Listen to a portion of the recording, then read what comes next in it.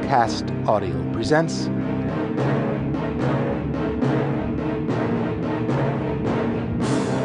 Tamora Pierce's The Realms of the Gods,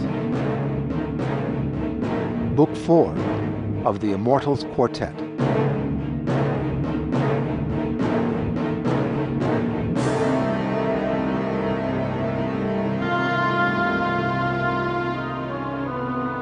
Prologue.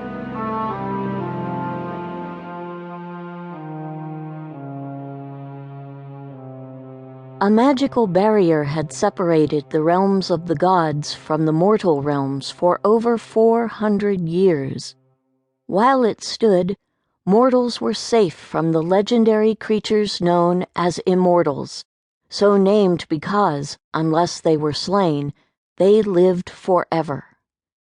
Giants, stormwings, griffins, basilisks, tauroses, coldfangs, ogres, centaurs, winged horses, unicorns.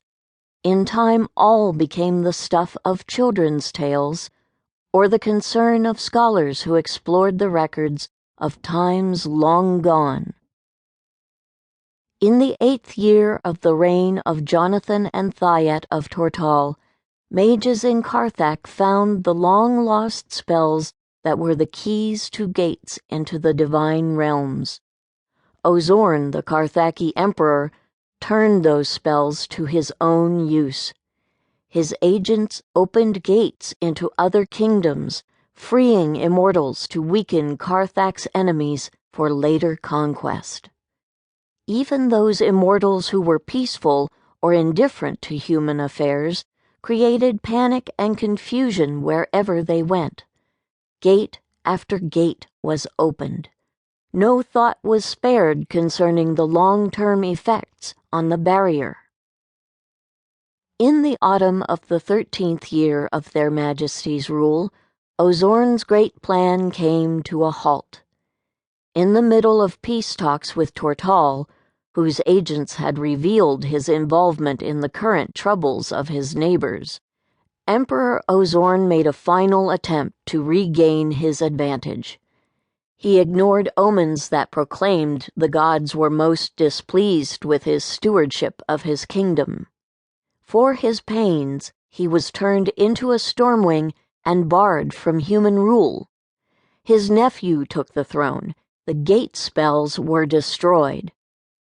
By that time, however, the barrier had been stretched in 1,000 places to cover the holes made by the magical gates.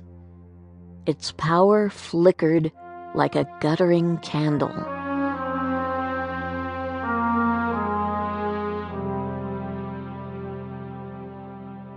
At the dawn of the winter solstice, the shortest day of the year, all those with any magic, gift, immortal, and wild, woke suddenly, laboring to hear something that was not a sound. In Tortall, Numair Salmaline, one of the world's great mages, sat up in bed pouring sweat. Though he could not see them, he knew what all the other mages in the palace and city were doing. The king, awake and at work in his study, knocked his chair over when he jumped to his feet. Harrowing of Ely, dean of the Royal University, flailed in bed and fell out with a thud. Gareth the elder of Naxon pressed a hand to his laboring heart. Curry Taylor swayed on her feet, half fainting. Even those with wild magic registered on Numair's senses. Onua of the Queen's Riders jumped out of her dawn bath, shrieking a Chimeri war cry.